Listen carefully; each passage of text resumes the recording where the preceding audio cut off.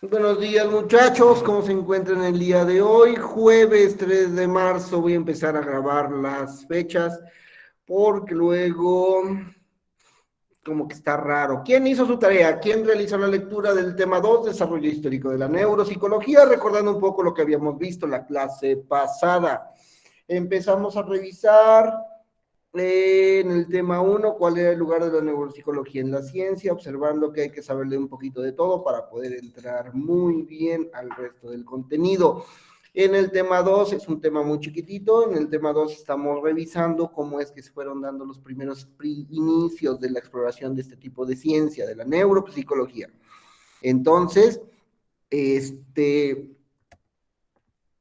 pudimos ir bajo estas normativas de la hipótesis cerebral y la hipótesis cardíaca, en donde la hipótesis cerebral, pues bueno, nos está diciendo que todo se encuentra en el cerebro y la cardíaca que se comparten en algunas otras áreas, regiones del cuerpo. Entendamos que dos conceptos básicos, localizacionismo y holismo. Hicimos la acotación de que el holismo no es saludar con reiterada alegría, y es más una característica de entender que las funciones psicológicas superiores iban a estar en varias partes del cerebro y no nada más en una sola. Revisamos los aspectos positivos y negativos de lo mismo y empezamos a observar los primeros rasgos de la frenología. Hasta aquí nos quedamos, pero cuéntenme chicos, ¿qué más?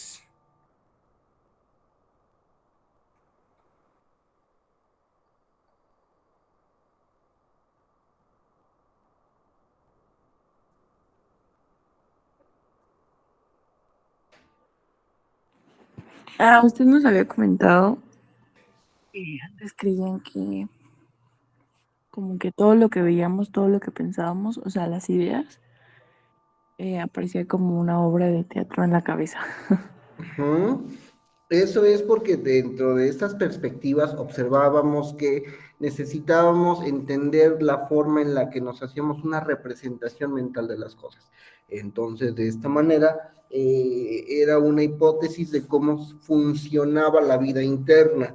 Porque es medio extraño, ¿no? Que de repente eh, vemos que la única interacción con el mundo son nuestros sentidos y la forma en la que se expresan estos sentidos a veces no es tan entendible. Jan René Ruelas Osan, espero haber pronunciado bien. ¿Cómo le fue el fin de semana? Muy bien, gracias. ¿Cómo espera su próximo fin de semana? Em, la verdad es que no sabría decirle. Así como planes no hay. Deje el plan, olvide el plan, metas en la idea de que le va a ir fabuloso. Y ya que pudimos hacer la socialización de hoy, cuénteme el chisme. ¿Qué más pudo leer de la frenología? Él sabía que era una trampa. ¿Mm? Este, Una trampa maldita, lo sé. a ver, la frenología es el... Digo, voy a hablar de lo que me acuerdo de la frenología porque lo he visto en otras clases. Y es el hecho de determinar como que una persona tiene ciertas aptitudes a través de rasgos en su cráneo. Se Ujú. utilizó mucho para determinar quiénes eran criminales y quiénes eran buenas personas o quiénes eran más probable que sirvan para cierto oficio, tal vez en la antigüedad. Me parece que en la época victoriana, eso sí no estoy 100% seguro. Ujú. Pero bueno, en Europa, son cosas europeas claramente. Ah, cálmese, embajador de la paz, mexica Prometeo que agarraba pozolazos a sus rivales. Pero sí, se Sí, entiende. sí, sí, no. La verdad es que no hay autoridad moral para decir que alguien era mejor o no, pero Nadie hemos sido mejores, somos humanos y nos comemos a nuestros hijos. como Aprendido tiene que ser. de este Saturno que comía el padre tiempo que comía a sus hijos regados por ahí. Sí, igual los mexicas no eran mejores que la Roma, entonces la verdad es que sí, no se puede. Pero bueno, el punto radica en que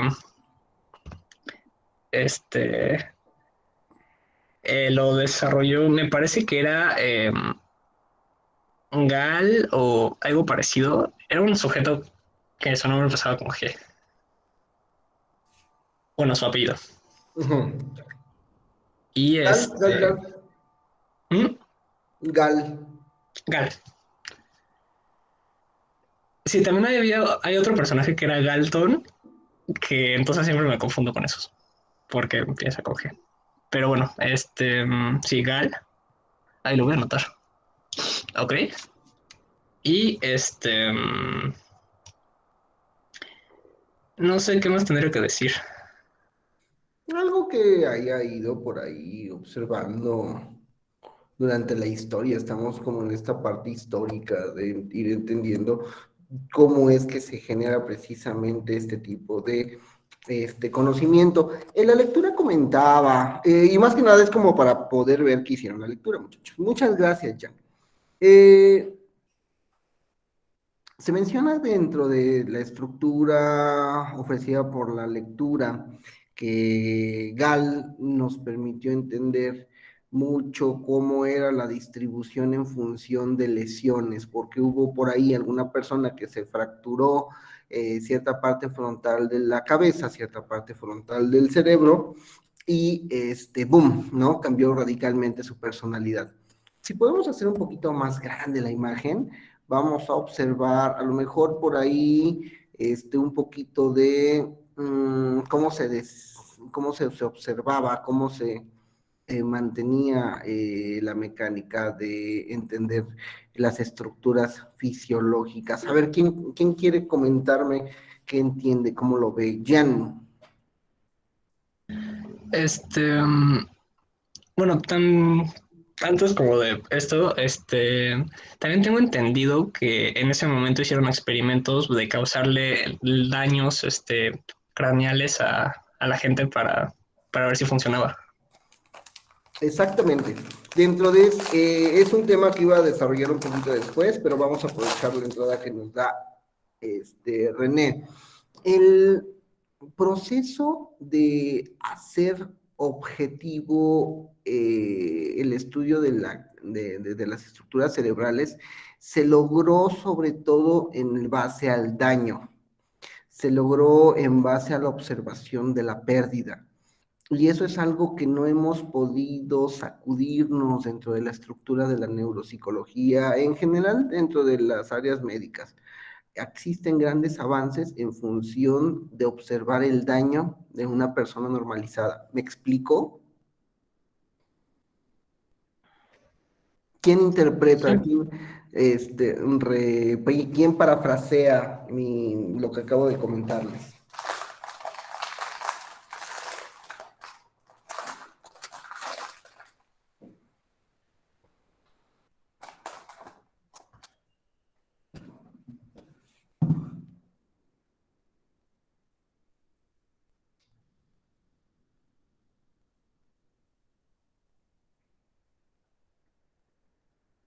Bueno,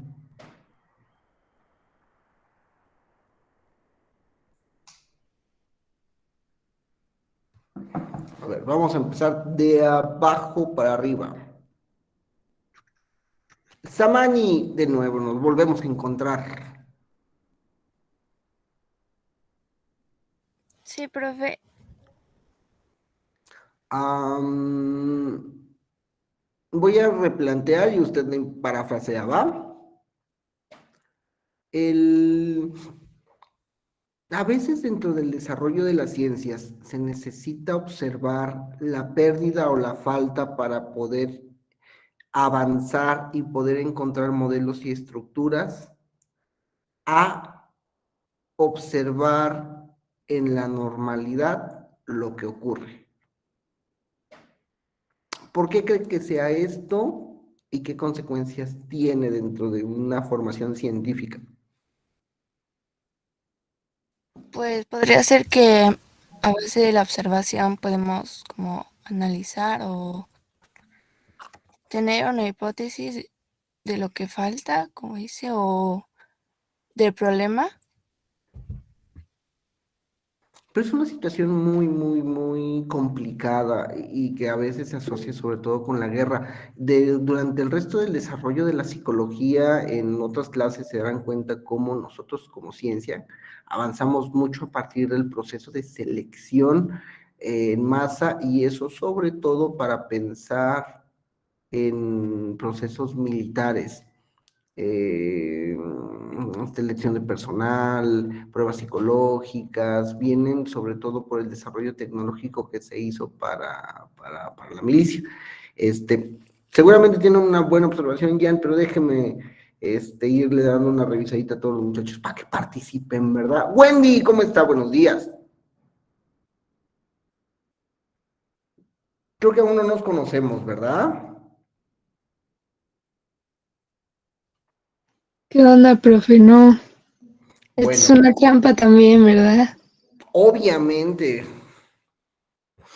No, profe, yo no leí, la verdad. ¿mandé? Que yo no leí, la verdad. Te voy a Bueno, ser pero bien ahorita es una sincera. pregunta de opinión, porque igual, aunque no hayan leído, me agrada que sean sinceros y francos, así no nos perdemos tanto y yo puedo ir como desarrollando la clase, pero sí necesito su atención y necesito su participación, ¿sale?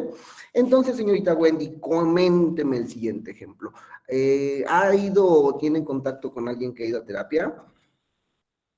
Sí, Dentro de esa terapia, a veces nosotros nos ponemos en nuestras narrativas personales a decir que nos toca pelearnos contra nuestro síntoma, pelearnos contra nuestro problema para derrotarlo y seguir adelante. ¿Qué tiene de extraño la idea o la sensación de pelearse con algo para ganarlo? Cuando hablamos de nosotros mismos.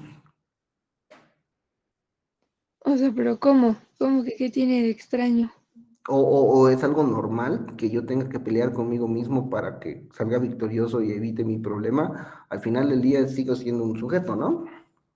Ah, ok. Mm, pues yo siento que sí. O sea,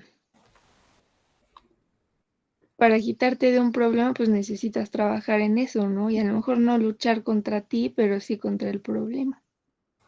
Entonces, Wendy, ¿qué cree? Las primeras oportunidades que se presentaron para poder observar los modelos patológicos de las personas fue a partir de identificar en lesiones cerebrales cómo se estaban desarrollando la falta de procesos que nosotros hacíamos. Podíamos presentarnos, caminar, hablar, reír, llorar, expresar todas las cosas que nosotros vamos teniendo, pero a partir de daños, de fracturas, de golpes, de caídas, es como fuéramos poco a poco identificando cuál era la mecánica en que existía cierta localización de funciones. Entonces la neuropsicología, así como el resto de la psicología, se desarrolla mucho observando la patología, observando la falta, ¿va? Gracias por su participación. Valeria Vega, cuéntemelo todo. ¿Qué puede ver en la diapositiva que le hace como ruido?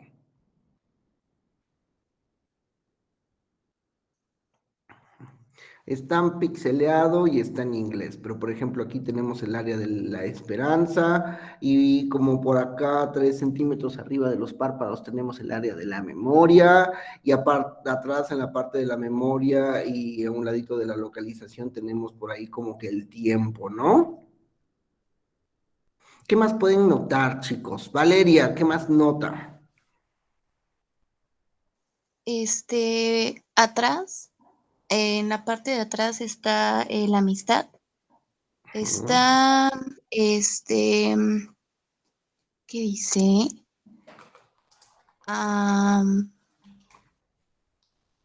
¿Qué dice? Ay, profe, perdón. Continuidad, no sé si lo estoy traduciendo bien. Combativeness.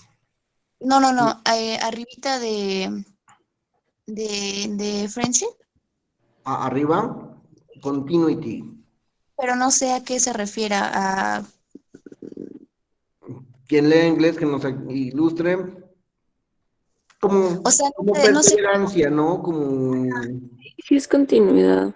no, sí, Este, pero quería saber como en qué contexto se podría ocupar. pero Bueno, a duras penas los muchachos de ese tiempo nos podían dar una descripción del área, ¿verdad? Pero es más sí, que nada, pues mantener ciertas áreas, ciertas estrategias disciplinarias. Eso hoy sabemos que se encuentra en la parte frontal, pero bueno, ¿qué la más puedes esperanza, ir checando? el tiempo, la memoria.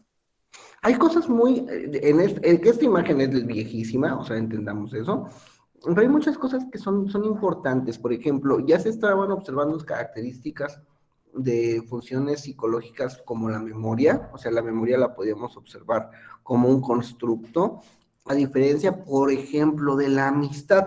La amistad es una función psicológica específicamente. No, no creo. Es extraño, ¿no? Entonces, había incluso en ese tiempo algunas formas de poder observar, categorizar la manera en la que nosotros queríamos observar las cosas. Este, autoestima, esperanza, tenemos una sección de espiritualidad, tenemos una sección por ahí de la manera en la que vamos haciendo nuestros ideales, etcétera. Entonces, era más que nada por entender y estructurar esa parte. Después pudimos hacer una que otra observación en modelos vivos, sobre todo en modelos animales, y observamos que los cerebros son perfectamente diferentes, completamente distintos uno del otro.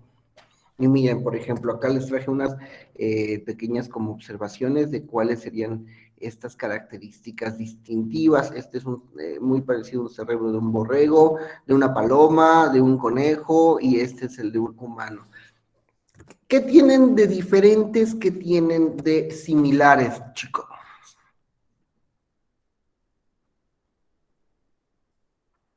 Como que la forma así como una gota.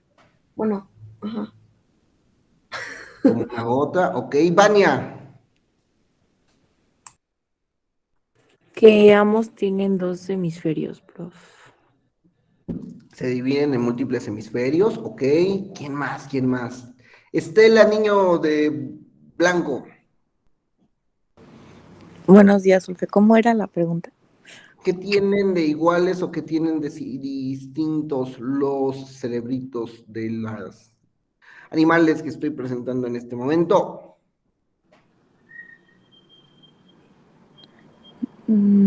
Que ambos tienen dos lados, Ujú. solo que cambia el tamaño. Ok, y el tamaño, aunque tenemos técnicamente las mismas estructuras, observamos que hay menos estrías en el área frontal o prefrontal del borrego. Valeria Vega, dígame. Noto que en el del borrego, creo que está a un lado de la paloma, tiene Ujú. como dos bolitas arriba en la parte posterior. Ok. Y no veo las arrugas. No sé si no las hayan puesto solo porque no, o de plano no tengan las arrugas del cerebro. Al final del día, por ahí lo que estábamos como procurando y haciendo es observar cómo los mismos cerebritos lograban observarse dentro de las diferencias del córtex para ver cómo se encontraban su procesamiento y su arquitectura. Aunque pareciera que los cerebros son muy distintos, que creen el comportamiento de los animales, pues técnicamente conserva muchas estructuras psicológicas como lo estábamos comentando, ¿no?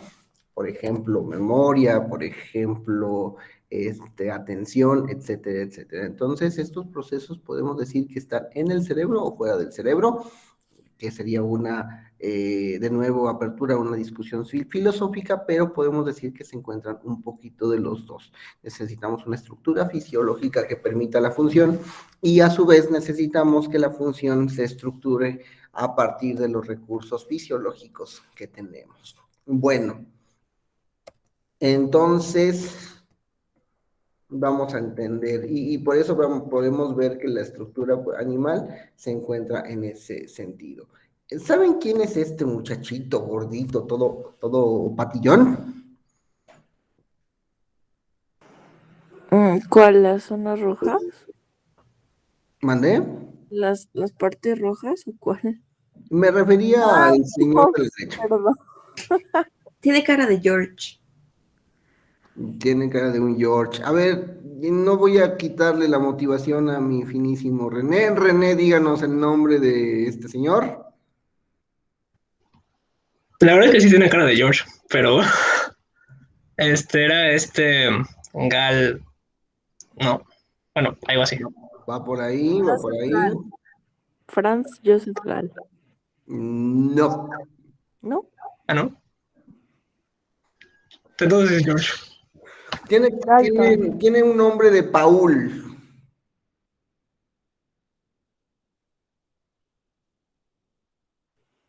Polar Broca. Atreides. No sé. ¿Mm? No, nada. Paul Broca.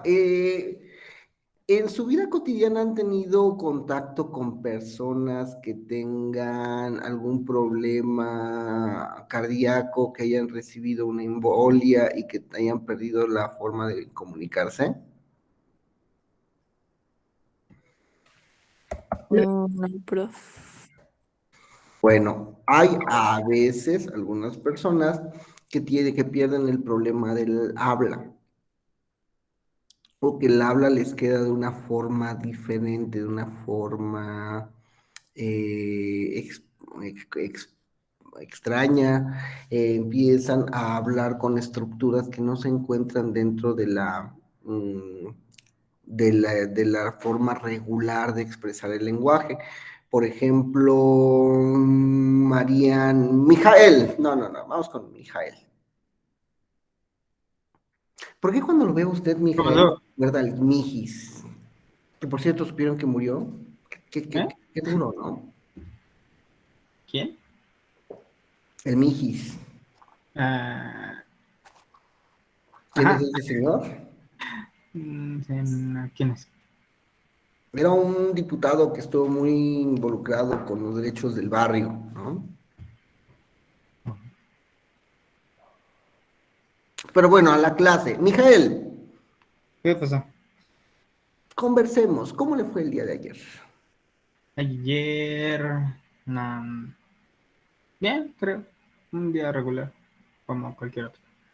Ok, lo que en este momento Mijael está respondiendo es una respuesta como, chicos.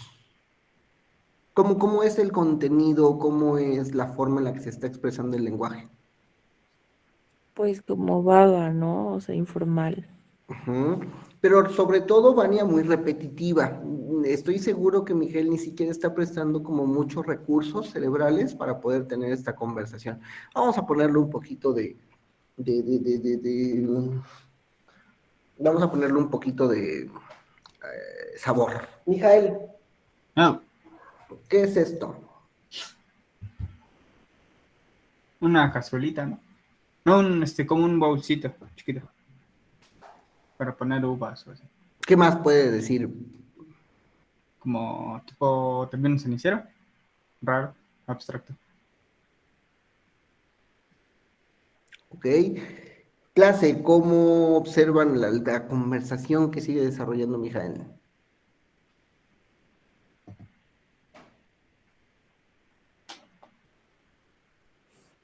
Pues a lo mejor un poco ya más específica, pero aún así un poquito vaga.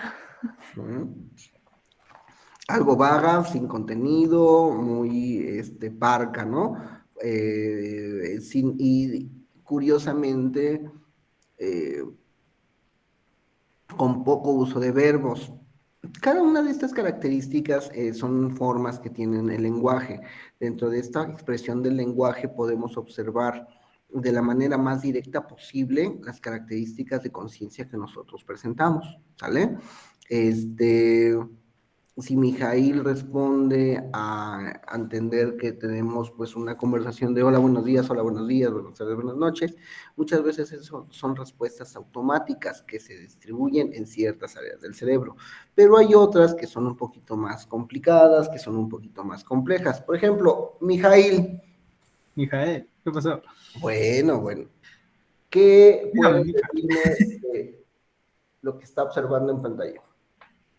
Es Bueno, una pintura. ajá, Digo, lo que siento que expresa o algo así. algo así. Ok.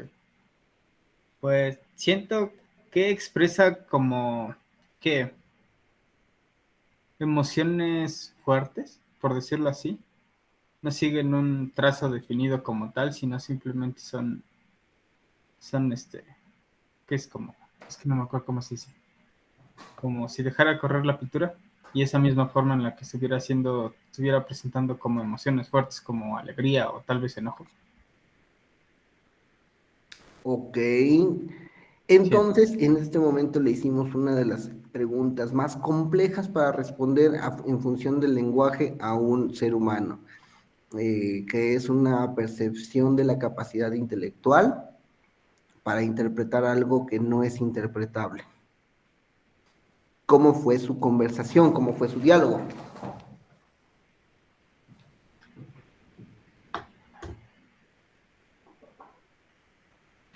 Ya mucho más complejo y desarrollado.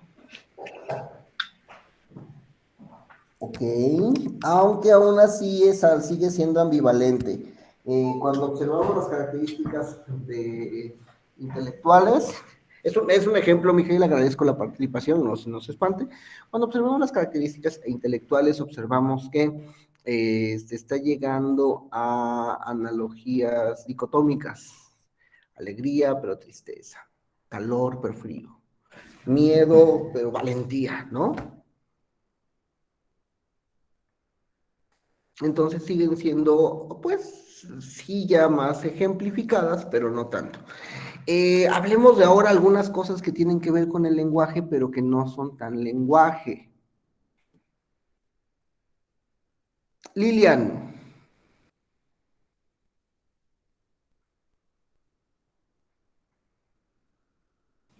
Sí, profe. ¿cómo está? Buenos días. Buenos días, bien. ¿Y usted? ¿Puedo hacerle una pregunta indiscreta? A ver, dígame. ¿Tiene pareja? No, ¿Alguna mejor amiga, mejor amigo? sí. ¿Cuándo fue la última vez que se peleó con esta persona? Mm, no sé, tiene como un mes, yo creo. ¿Podría relatarnos un poquito esta pelea? Pues es que como casi no la veo, pues como que no es así muy grande, sino que nada más dejamos de hablar, yo creo.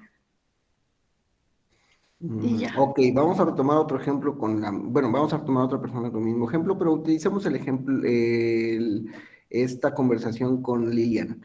Eh, chicos, ¿Lilian se peleó con mucha intensidad con su amiga? No, ¿Quién creen que haya tenido la culpa? ¿Ella o la amiga?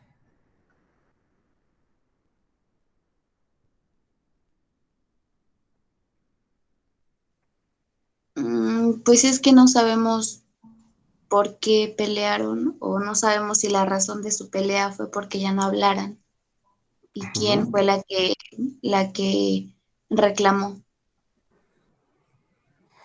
Pero si bien el contenido es lo que nos está dando la pauta, ¿qué otras formas de comunicación se estuvieron realizando en mi conversación con Lilian que nos podría sugerir esas cosas? Su tono de voz. Muy bien, Vania, ¿qué más?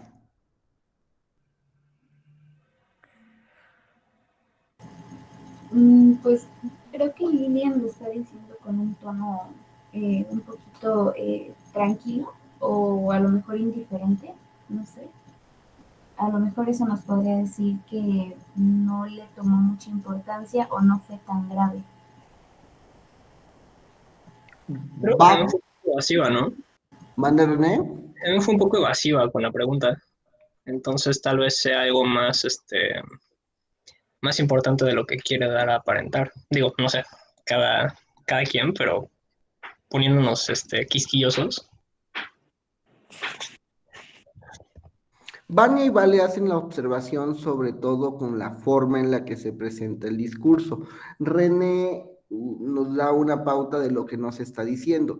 Vania y Valeria entendieron un poco el ejercicio sobre ver cuáles sean los factores alejados del contenido del lenguaje para interpretar el lenguaje, y René se nos fue a aproximaciones más psicodinámicas, psicoanalíticas, de observar la falta en función de lo que nos está diciendo. Muy bien de los tres. Pero pongamos el siguiente ejemplo. Itzel. ¿Cree que pueda prender su cámara?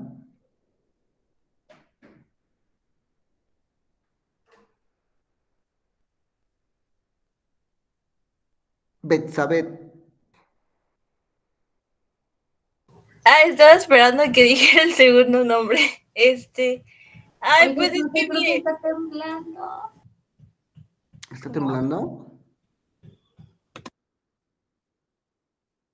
Dicen que No, aquí tembló, ¿no? Sí, no, profe, está sonando la... Bueno, por aquí, por mi casa, está sí, sonando la profe, sí alarma. está temblando. Sí, está temblando. Mantenga la calma. ahora neta, yo no lo siento. Ajá, un poquito. A ver, por mi foco. Salgan a áreas abiertas, por favor, muchachos. Regresamos en 10, 15 minutos, por favor. Ok, gracias.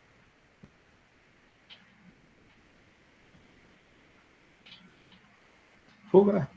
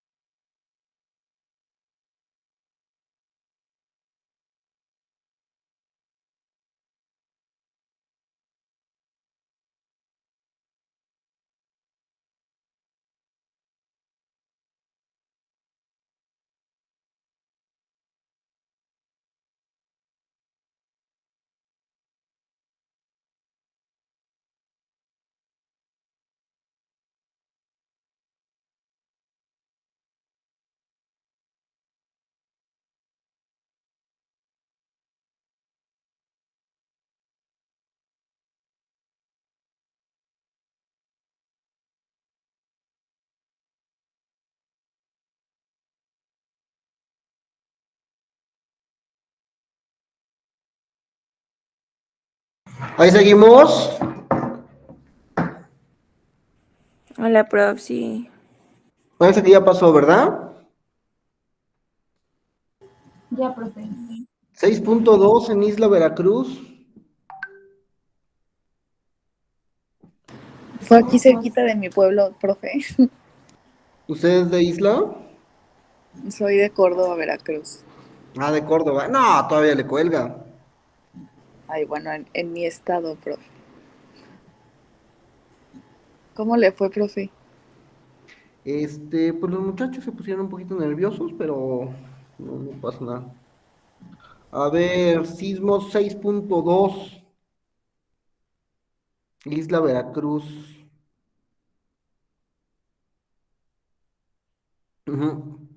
No dicen duración.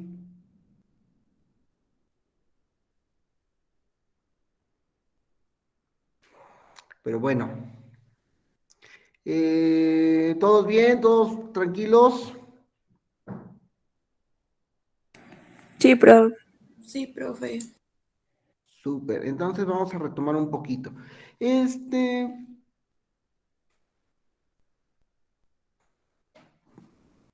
Estábamos con que Lilian Jairet, no, se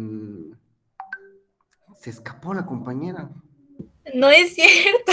Aquí, Betsabet, Yetzabet, perdón. pues le tengo la mala noticia. ¿Qué Pues pasó? ahorita no puedo prender mi cámara, pero le prometo que para la próxima clase ya se la prendo. Oigan, pero Pero ¿por qué puedo no prenden? participar en otra cosa.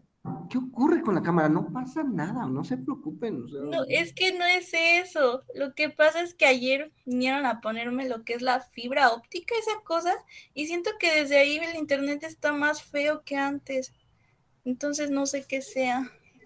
bueno, Según es mejor, pero bueno. de forma didáctica vamos a cambiársela a Heidi. Heidi,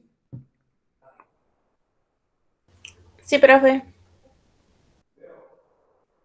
prenda su cámara, por favor.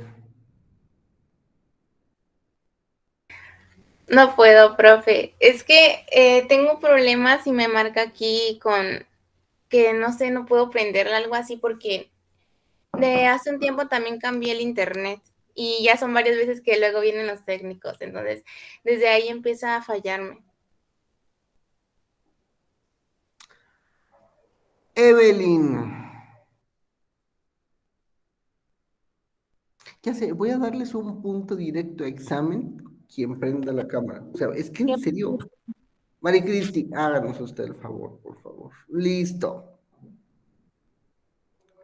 Espérenme, cambio de lugar. A ver. Ay, es que me agarro comiendo mi bolillo para el susto. Estábamos observando las características del lenguaje, vamos a verlo de mejor manera cuando lleguemos a un punto de observarla, pero en este momento es importante que podamos observar la gesticulación que tiene Mari Cristi cuando nos cuente cómo es que se peleó con no, con su pareja. No tengo. Bueno, entonces, ¿qué crees, Mari? La última vez que me peleé con mi pareja, todo fue muy desastroso porque Bueno, me sentí muy incómodo, ya que ella estaba recibiendo mensajes de un ex, y fue algo entiendo, muy entiendo. doloroso en mi vida. Pues le cuento la última vez que peleé con mi exnovio. El ejemplo ya lo había puesto yo, pero a ver, vamos a intentarlo. Bueno, este, me acuerdo que fue como hace un año más o menos, como a mediados de enero, hace 2 años, perdón. No, hace un año, no me acuerdo bien. Hace 1 o 2, no sé, como que mi vida se pausó en la pandemia, entonces yo no tengo como la noción del tiempo. Y bueno, ya yo empecé a ir de que a terapia y yo lo tenía como en un trono a este chico, como a casi todos mis novios. Entonces empecé a ir a terapia y empecé a ver cosas que no quería ver y Con me dolió. eso,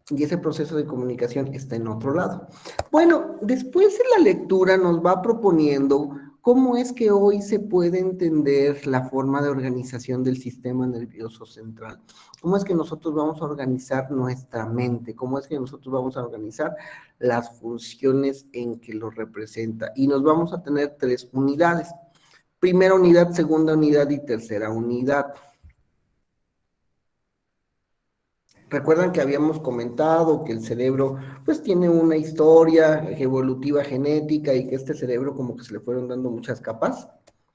Recordemos, bueno, veamos las imágenes del cerebrito. Hay cerebros muy finos y cerebros muy complejos que nos van a permitir precisamente entender que la estructura en función de la herencia va cambiando, nos va haciendo diferentes. Entonces, esta forma en la que se organiza el sistema nervioso central para funcionar, la vamos a explicar de una manera sistemáticamente funcional, ¿sale? O sea, nos va a servir para realizar algo, para realizar procesos de comunicación, para recordar dónde dejé las llaves, para recordar los aniversarios con mi pareja, para recordar los eventos importantes, para tener en la cabeza la información que necesito para armar mi modelo a escala o para estudiar la clase del profesor que sigue después de esta. ¿Me explico? Cada una de estas funciones va a ocurrir en función de esta división importante. Vamos a intentar como generarlo y si no va a haber un momento en que lo vamos a ver de mejor manera, ¿sale? La primera unidad va a regular el tono y el estado de vigilia. Y esta es súper importante para poder lograr una organización de la conciencia, una organización de la mente, ¿sale? Nosotros podemos, nuestra conciencia, nuestra alma puede estar en 2 estados. ¿En cuál y en cuál, Alejandra? Merino. Pro. Su hija o su hijo se va a llamar Alejandra Merino Pro Max. Pero, Discúlpenme. Alejandra, ¿cuáles serían los 2 estados en que nosotros podemos estar?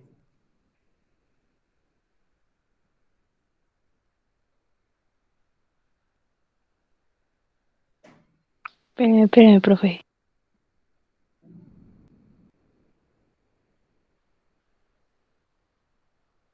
Y no me refiero a el estado, me refiero a que de manera consciente o estamos en vigilia o estamos en descanso, estamos dormidos o estamos despiertos, ¿sale?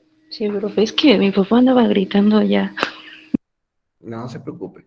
Entonces, lo que nos va a generar la primera unidad es la regulación del estado de vigilia. O sea, si estoy despierto o estoy dormido. Cuénteme, Alejandra, ¿cómo son los primeros 5 minutos a que se levanta? Uy, pues, como que medio me estoy durmiendo todavía. O sea, me levanto y estoy ahí, como que no agarro la onda en nada. Ya después como de 5 o 10 minutos, ya o sea, ya estoy como bien. A veces es un poquito extraño, pero dicen los que lo hacen, quién sabe, que los primeros 5 minutos tenemos la misma capacidad como la tenemos cuando nos hemos tomado unos tragos. Pues así se siente. Es como de, oye, espérame, todo se me mueve, está temblando, es la clase del profesor. Bueno, y es lo que nos va a regular la primera unidad. Esta va a estar, dígame, Erika.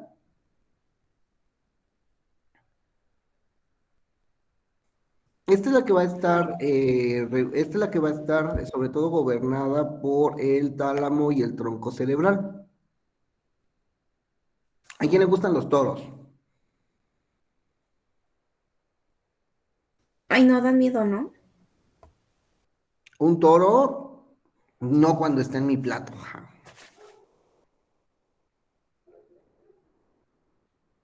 ¿Alguien ha ido al...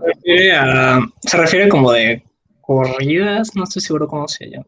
Ah, no. Híjole, no, eso no es para mí. Y entonces de repente matador. Y pone a darle la última espadazo al toro, al animal. Y pone la espada entre sus manos. ¿Y dónde la clava? En el cuello arriba. Y en esa parte del cuello, América, se llama tálamo. En el momento en el que nosotros accedemos al tálamo, ¡boom!, algo se destruye.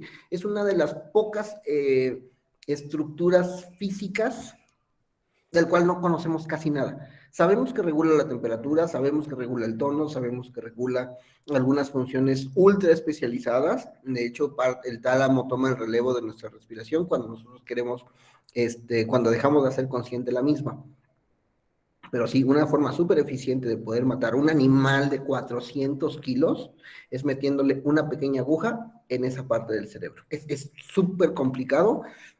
Hay toreros que estudian eso durante toda su vida. No estoy tampoco de acuerdo tanto en la tauromaquia, pero al final del día, pues bueno, es una cosa que nos permite ejemplificar ese movimiento. Y es de lo que se va a encargar al principio, que nosotros tengamos firmeza, que nosotros tengamos precisión, que nosotros tengamos fuerza en cada uno de nuestros miembros, de nuestros músculos, lo va a permitir la primera unidad en el estado de vigilia. ¿Qué creen? Nos acabamos de levantar y ya nos están poniendo problemas de resolución de raíz cúbica, raíz cuadrada y todos esos ejercicios, hasta como que, brum, ¿no? Nos vamos decaídos. Y eso lo vieron en sus clases de psicobiología, porque ¿qué era lo que nos permite mejorar esta conductividad? Alguna sustancia por ahí, ¿no? Que puede llevar azúcar, etcétera, etcétera. Mari Cristi.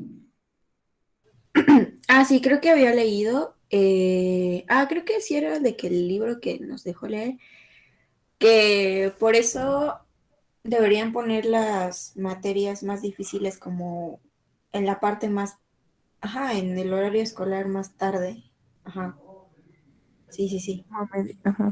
Sí, porque regularmente al principio, o sea, por lo menos las primeras 2 horas de nuestro día, es complicado. Dicen que el cerebro está en el estado más óptimo de funcionamiento de entre las 10 y la 1 de la tarde, que es la mejor forma en la que nosotros tenemos cerebro, mente, capacidad de resolución de problemas, etcétera, etcétera, etcétera. Bueno, después bajamos, o mejor dicho, subimos la primera unidad, entonces entendamos, es para mantener la tono de vigilia, para mantener la fuerza que nosotros necesitamos, la electricidad que necesitamos obtener para poder hacer todos los procesos sinápticos. Y la segunda unidad va a encargarse de obtener, procesar y almacenar información del mundo exterior. ¿Eso a qué les suena, muchachos? Obtiene, procesa y almacena información del mundo exterior. ¿Cómo a qué nos suena? A mí, ¿Cómo que a qué nos suena? Todo eso que a mí me permite obtener, procesar y almacenar información se llama... a mí me suena a memoria, pero No lo escuché bien, vale. que a mí me suena a memoria, pero no sé si esté bien. La memoria ya es un proceso que yo ya capté.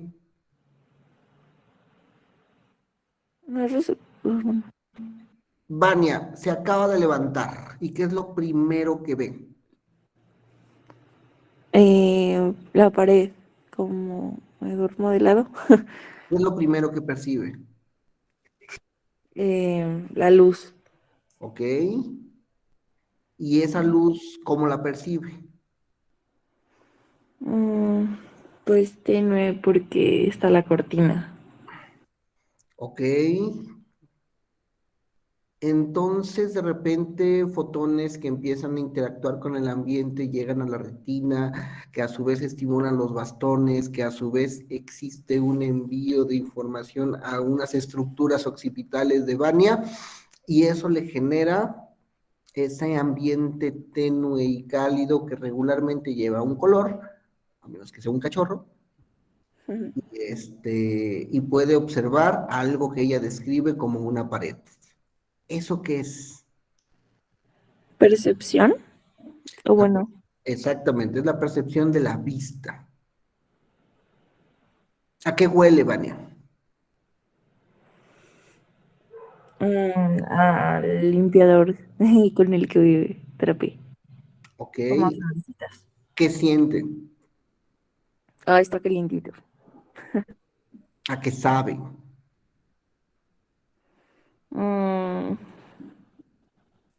Pues a nada. Bueno, no es que se pruebe el limpiador, me refiero a que es todas esas características que permiten integrar, procesar y almacenar información, ¿sale? Son los sentidos, o sea, los sentidos permiten que esa información sea codificada e ingrese a nuestra conciencia, ¿va? Y estas funciones van a estar sobre todo realizadas por el lóbulo occipital, parietal y temporal. ¿Saben para qué trabaja cada una de esas estructuras? Ya se me olvidó, profe. Vamos a hacer una pequeña mnemotécnica para que podamos recordarlo por siempre, ¿sale? ¿Cuántos lóbulos son? 4. Técnicamente 5 porque la ínsula se considera casi un lóbulo, pero no vamos a hablar de eso hoy, ¿sale? Entonces, América, usted va a ser nuestra coordinadora de mnemotecnia. Bueno. Mano va a ponerla en la nuca y la nuca va a corresponder al lóbulo occipital. Muy bien. Occipital, ojos, porque cuando me doy uno se me botan para allá. ¿Y qué va a regular el lóbulo occipital? La percepción. ¿De qué tipo? De la vista. Visual. Muy bien. Todo lo que sea información de la vista se procesan por los ojos. Lóbulo occipital. ¿Cierto o falso, América? Muy bien. Entonces vamos a poner nuestra mano en la parte de arriba. Muy bien. ¿Esto qué sienten?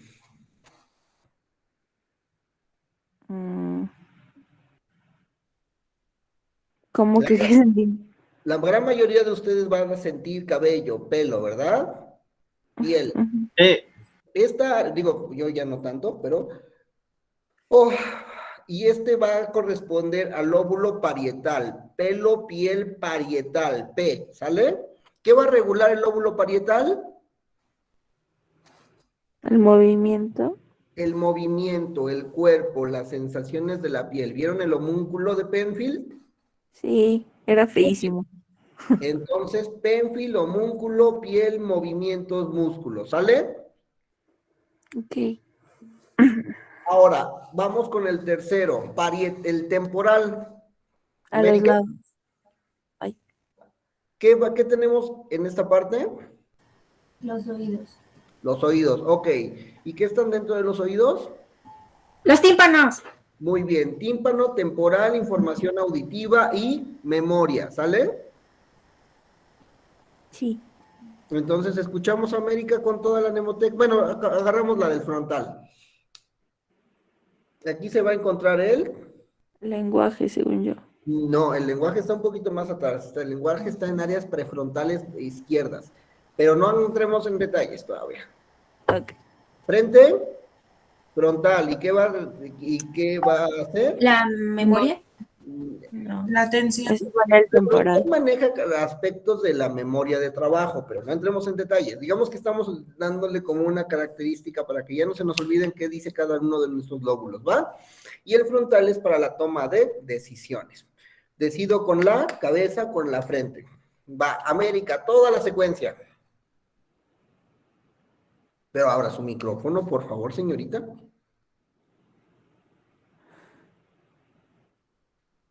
También están gritándole. Ya. Es que estoy conectada desde dos para que nada más sonara de uno. Porque es palera y quiere ocultar los 14 miembros que siempre han hecho falta en este grupo. ¿Qué? No. No es así. Es el parietal. ¿Qué? Occipital. ¿Y qué va a regular? El lenguaje. Occipital. Es que aquí me acuerdo que es movimiento. Occipital, Movilidad. ojos. Información, Percepción. La percepción, ¿no? Bueno, la percepción visual. ok. Parietal, la movilidad. Piel, movilidad, ok. Ok, aquí las orejas, los tímpanos, el escuchar. Información auditiva y memoria. Y aquí frontal es el razonamiento. Muchas gracias, América. ¿Se entiende entonces? El lóbulo occipital, parietal y temporal van a recibir sobre todo mucha información, ¿va? Y cada uno de estos lóbulos va a constar con áreas primarias receptivas, áreas secundarias codificadoras y áreas terciarias que realizan la integración multimodal. Para esto sí nos vamos a meter un poco más adelante, ¿sale? Porque si no ahorita se me van a super perder.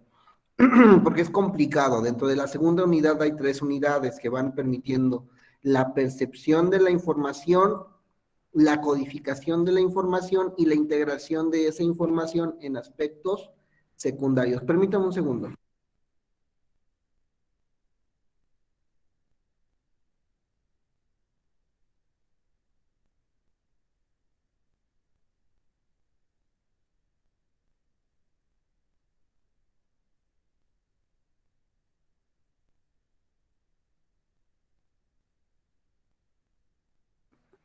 Listo. Entonces, dentro de estas características, la segunda unidad es cómo va a estar resuelto, ¿sale? Y la tercera unidad, ¿de qué nos va a hablar?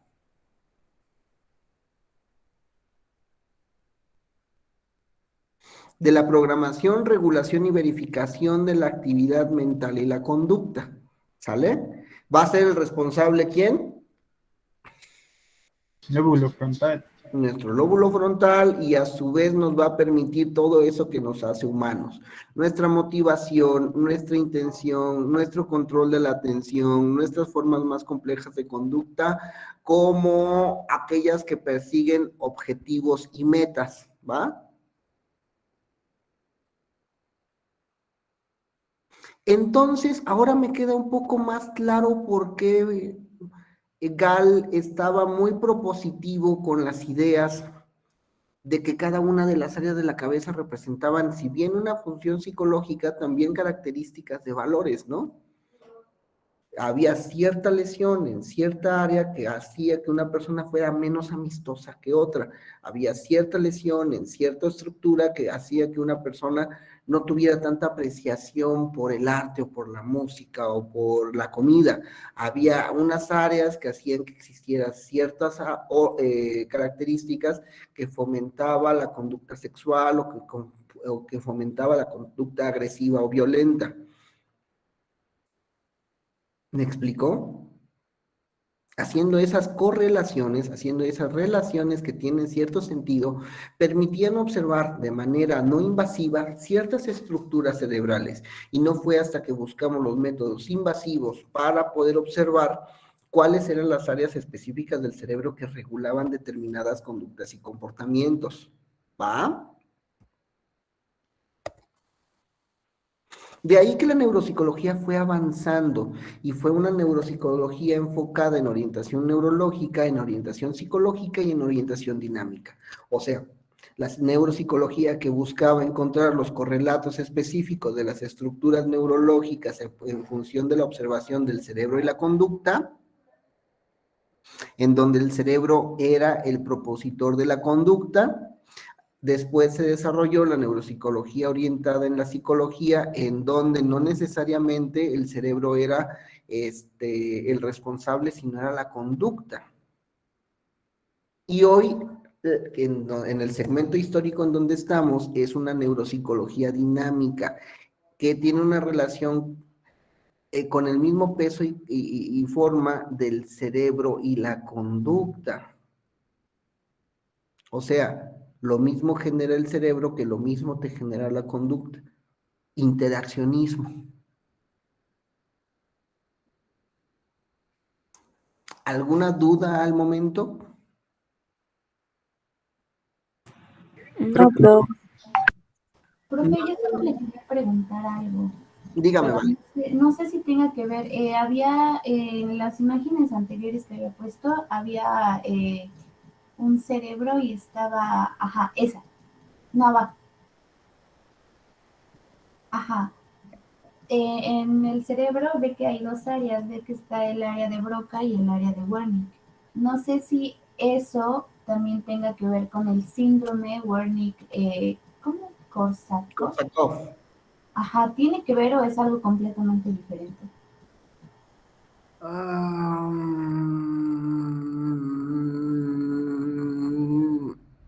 Tiene que ver, pero... a ver, explíqueme qué es el síndrome de Wernicke-Korsakoff, vale. Dice que es una psicosis, o bueno, una afección que abarca los trastornos mentales que dice que lo presentan generalmente las personas alcohólicas y que afecta a la memoria y el aprendizaje y otras funciones cognitivas. Ujú.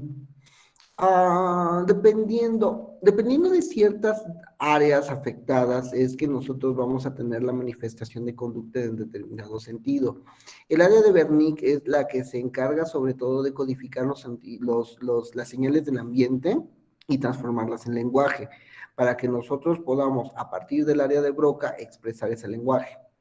Entonces, cuando tenemos por ahí alguna demencia tipo Wernicke-Korsakoff o psicosis de Wernicke-Korsakoff, depende del médico cómo lo esté determinando, vamos a tener esa forma de expresión conductual que genera el deterioro, sobre todo producido por efectos de mielinizaciones por falta de tiamina en las vainas de la sinapsis, de las dendritas, porque generan sinapsis, para poder tener este tipo de afectaciones, entre ellas que pues no va a poder comprender lenguaje o señas o formas que están alrededor de él y se va a sentir pues un poquito desesperado. Pero es porque se afecta específicamente esa área. Ah, ok, perfecto. Gracias. Aunque ese daño no es un daño localizado, es más un daño difuso. En la historia de la neuropsicología se aprendió mucho de los modelos de daño localizado. Por ejemplo, Luria, que es un estudioso que vamos a ver, hace un estudio muy amplio, sobre todo con la forma en la que se estaban presentando heridas de guerra en la Segunda Guerra Mundial, porque la URSS mandaba sus soldados que habían tenido lesiones en la Segunda Guerra Mundial, en la primera, porque habían mandado lesiones muy específicas y muy focalizadas en el cerebro. Entonces ahí pues, se podían hacer suficientes correlatos para ver qué área hacía qué daño funcional. En Wernicke-Korsakoff el daño es muy largo. Una herida de bala puede ser no más de 1 centímetro cuadrado de daño que puede ir mapeándose para ver dónde está la afectación de cada una de las cosas. Pero en un daño difuso de más de 5 centímetros, de que no tiene una estructura específica, puede generar efectos no tan evidentes como en el daño localizado, pero sí más agresivos o sí más dispersos. Depende de cómo se esté dando la lesión.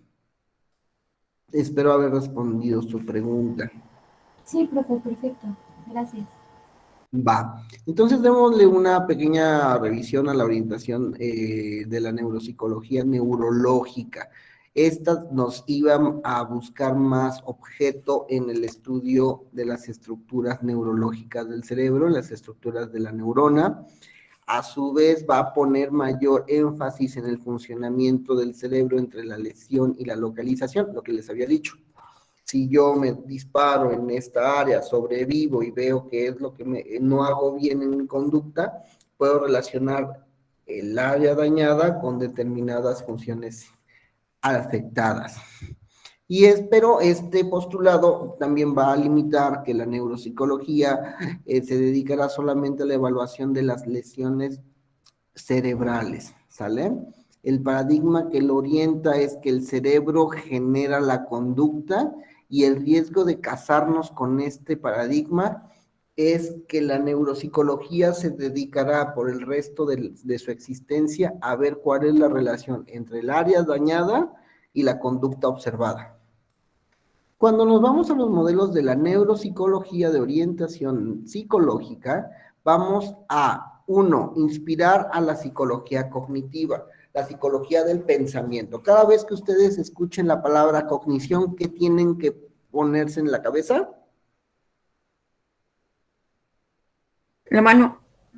No, la estructura de pensamiento, porque un gato también tiene procesos cognitivos, también procesa información, lo pasa al pensamiento. ¿Me explicó? Por esta psicología, esta orientación psicológica va a poner mayor énfasis en el estudio de las estructuras de los procesos cognitivos. No me interesa cuál es el área que se dañó, sino qué proceso del pensamiento se afectó.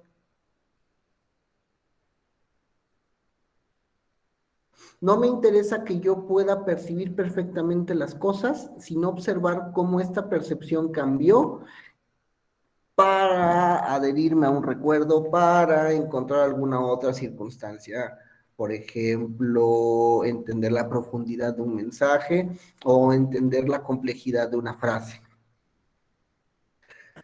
Y en este caso se va a considerar al papel del sistema nervioso como secundario. Solamente necesito saber cómo existe el pensamiento, pero si yo puedo pensar sin tener activado la mitad de mi cabeza, súper, porque se está generando la conducta de pensamiento.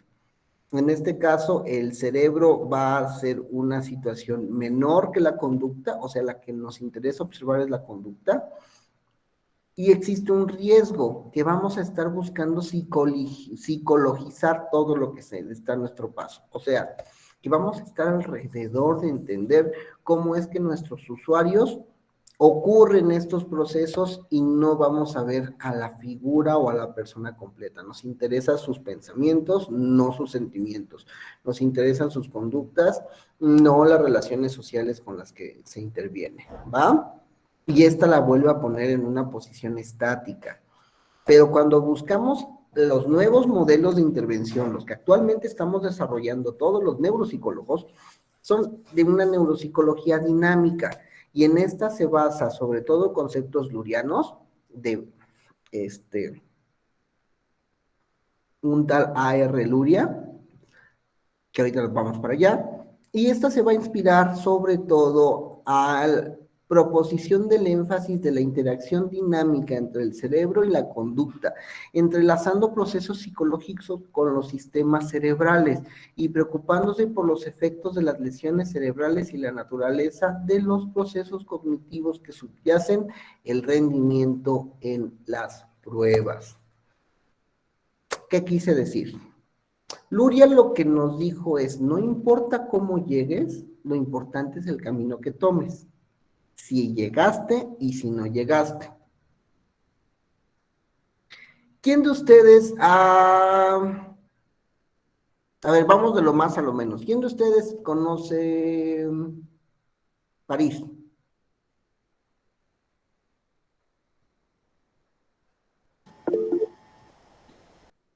Ok.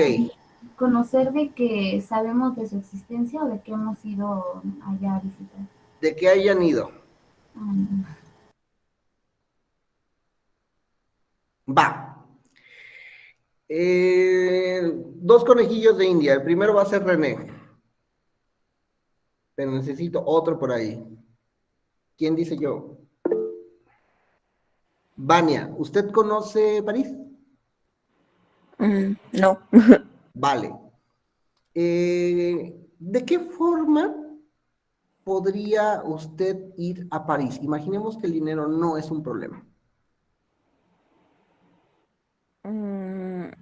La Pues contratan en su trabajo, tiene que ir a París el día de mañana, porque debe de presentarse de una manera urgente. ¿Qué tiene que hacer para llegar a París? Pues tengo que checar vuelos, tengo que comprar boleto, tengo que empacar, tengo que irme al aeropuerto, tengo que tomar el vuelo. Ok, sistemáticamente, ¿qué tiene que hacer? Sistemáticamente. O sea, paso a paso, punto a punto. Si usted me dice eso, sí, pero también eso puede funcionar para irse a Cancún, ¿no? Eso puede funcionar para llegar a Guadalajara. O sea, específicamente a París, Ujú. pues volar hacia París. Saca sus alas de ángel Ajá, y se obvio. avienta un risco para llegar, tomar vuelo. Sí, en efecto. No, es que no sé, o sea, bueno, siento que el proceso, o sea, sí, lo que le estaba diciendo, pues se puede aplicar para cualquier lugar, ¿no? Pero en realidad, pues, o sea, para empezar, sería como comprar un boleto hacia París. ¿Cómo lo compra? ¿Dónde lo compra? ¿Qué aerolínea? ¿Cuánto Ah, cuesta? ujú. ¿A cuál de los dos aeropuertos de Francia que están cerca de París pide el boleto?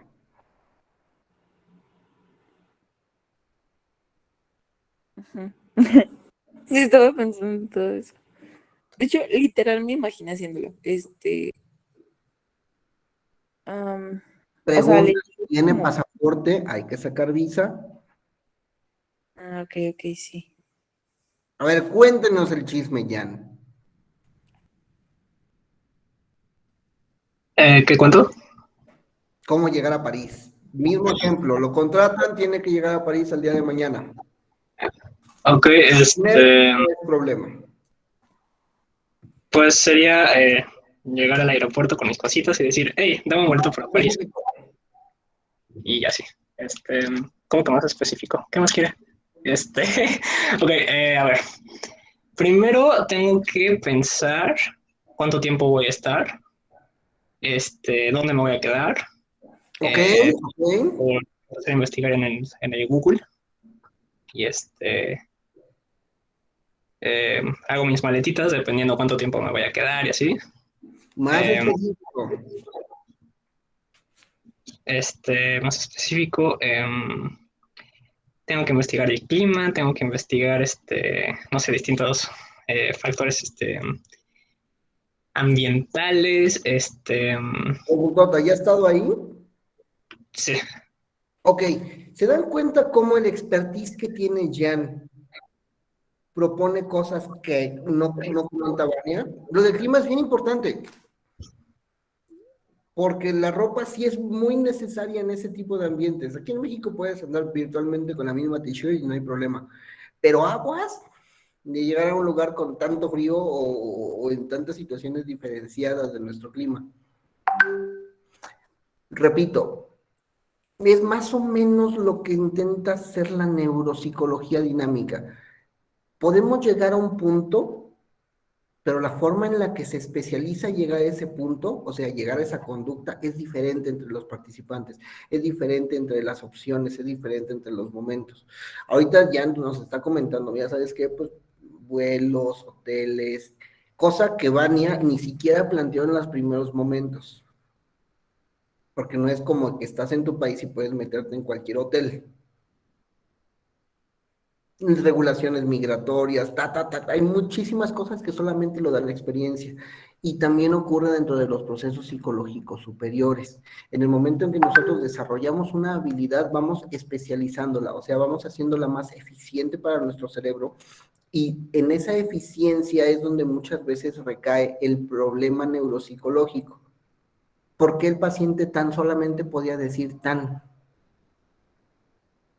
Que en el aspecto fisiológico, muscular, de programación, tenía para que lo único que podía vociferar, lo único que podía, con lo que podía expresarse era con la palabra tan. Y hay personas que les van peor, hay personas que ni siquiera pueden articular palabras, articular sonidos. Para poder realizar todos esos procedimientos necesitamos una aproximación de interacción dinámica entre lo que logramos y nuestro cerebro. Es un poco enredado, es muy complicado, pero es bien divertido poder ir sacándolo. Vamos a dejarlo por hoy acá. A lo mejor daremos la viñeta de qué hizo Luria. Que se puede considerar como el padre de la neuropsicología. Por ahí Portellano nos decía que no fue sino Oechsler por ahí del 2000, en el 913, en que después de observar algunas obras de Hebb, ya utilizaba el término neuropsicología, ¿no? Porque al final la neuropsicología lo que busca es observar el proceso de la conducta explicándose con raíz de el procesamiento de información neurológica. Pero vamos poco a poco. Dejemos por acá la clase. Espero que puedan leer por ahí en el libro de Portellano, por ahí a partir de la página 17 hasta acabar el capítulo, para que nos permita encontrar un poquito mejor cuáles son las características de los sistemas funcionales complejos y sigamos con la óptica de la, ¿por qué Mijail está haciendo flexiones? Y entremos en la óptica de cómo entender los aspectos de psicología cognitiva y cómo se relacionan con la neuropsicología. ¿Vale?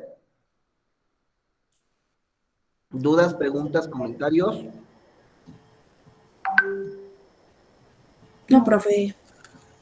Ya mañana acabaríamos con el tema del proceso histórico de la neuropsicología, ¿va? Está bien. Detengo la grabación.